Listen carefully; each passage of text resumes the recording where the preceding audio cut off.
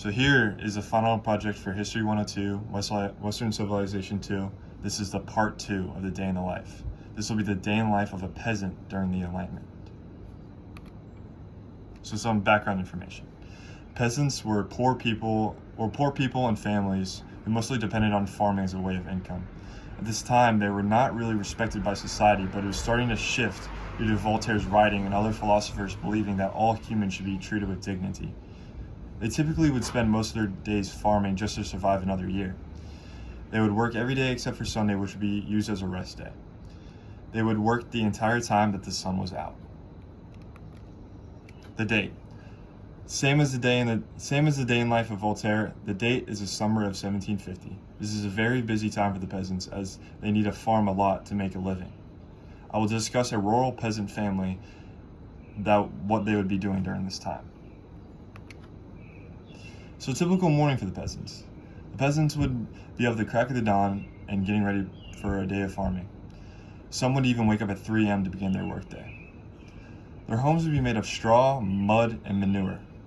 For breakfast, they would usually have pottage. Pottage consisted of carrots, peas, oats, onions, and herbs.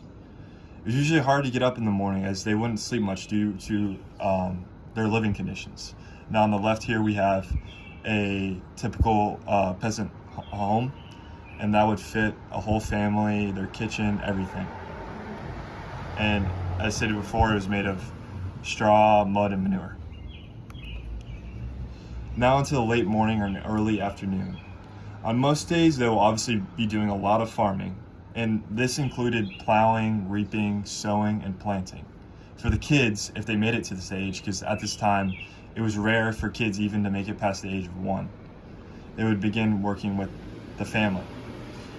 Now, they would wear clothes that were made of wool and linen. These wouldn't really protect them that much, but this is really all they could afford and all they really had. They may also engage in a religious activity, as religion was a very big deal to peasants. It was very big to them. Now going into the late afternoon into nighttime. As previously mentioned, they would work all the way to sundown. On a rare occasion, if there was a wedding or a holiday, like a religious holiday, they would spend a lot of time together and drink.